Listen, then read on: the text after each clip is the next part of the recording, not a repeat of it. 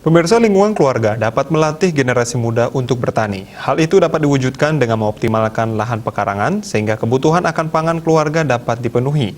Apalagi di masa pandemi sektor pertanian yang dapat tumbuh.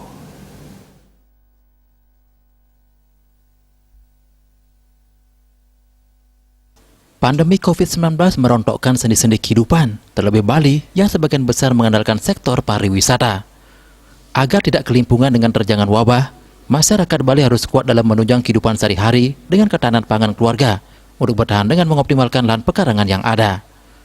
Menurut Kepala Balai Pengkajian Teknologi Pertanian atau BPTP Bali, Made Rayase, Provinsi Bali perlu melakukan pengoptimalan lahan pekarangan karena terjadinya alih fungsi.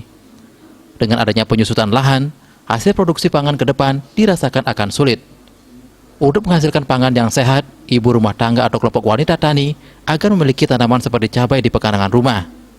Berdasarkan tata ruang, minimal 40% luas pekarangan dimanfaatkan untuk tanaman hijau dan dipastikan oksigen untuk kenyamanan, kesehatan, dan keasrian lingkungan dapat diwujudkan.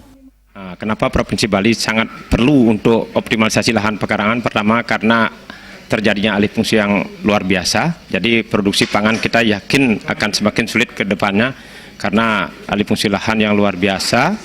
Terus selanjutnya untuk menghasilkan pangan yang sehat, sudah tentu harus kita sendiri, KWT sendiri, petani sendiri, ataupun ibu-ibu paling tidak punya tanaman cabai, paling tidak untuk optimalisasi pekarangannya. Jadi metik sendiri, tanam sendiri, jadi lebih efisien juga.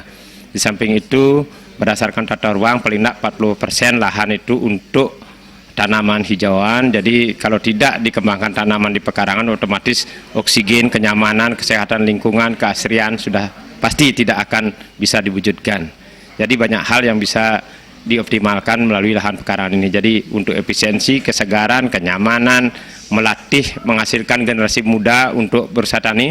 Karena kalau ibu-ibunya bertanam cabai, tomat, terong, dan lain-lain, pasti anak-anaknya nanti ikut. Ke depan mereka akan mencintai pertanian.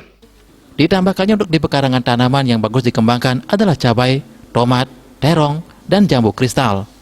Masyarakat diharapkan tetap disiplin menerapkan protokol kesehatan dengan ketat agar pandemi COVID-19 cepat berlalu dan ekonomi tumbuh kembali.